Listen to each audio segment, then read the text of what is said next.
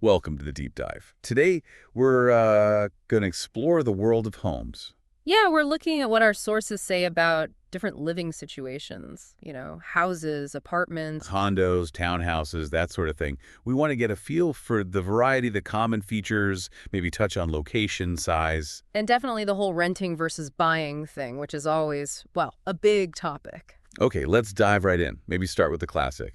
Houses versus apartments. Sure. What jumps out from the sources is how much location matters, doesn't it? Totally. Like, apartments are everywhere in big cities. It seems they're often, well, smaller Mm. and maybe more affordable, at least up front. Generally, yeah.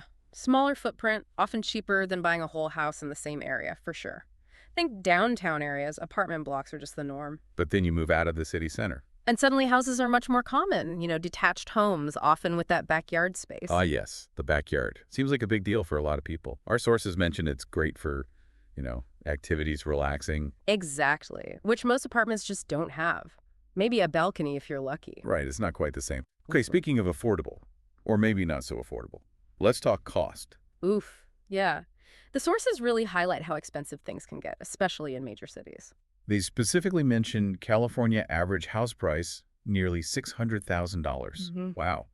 And rent is super high too. It's pretty staggering, and that cost really shapes behavior, like whether people rent or buy. That's an interesting point. The sources suggest that renting apartments is really common here in the U.S. Especially in those pricey urban areas. But apparently in some other countries, buying apartments is actually more the standard. That is a difference. So here, high rent often leads to roommates. Definitely. Sharing an apartment is like a rite of passage for many in the U.S. to handle those costs. It's just practical. Makes sense. Okay, so beyond houses and apartments, what else did the sources mention? Condos came up. Right, condos. They kind of look like apartments, often in similar buildings or complexes.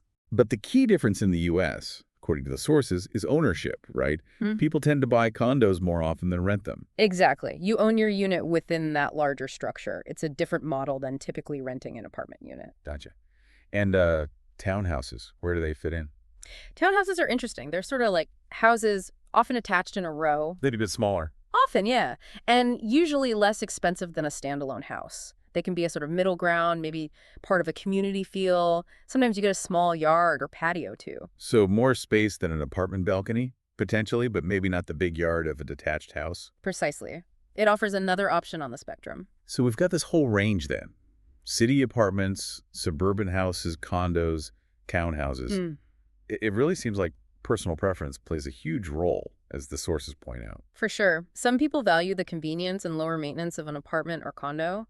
Others really want that space, the yard, the ownership of a house. Yeah, different priorities. And it all ties back to location, cost, and whether you're renting or buying. It's a complex picture, really. Absolutely.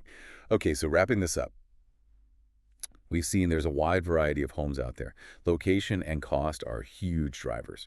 And the whole rent versus buy thing varies quite a bit. Uh-huh. Lots to consider. So for you listening, thinking about all these options, houses, apartments, condos, townhouses, and all the factors like size, outdoor space, cost, ownership, what parts of a living situation really matter most to you? And maybe more importantly, why? Something to mull over. Thanks for joining our deep dive.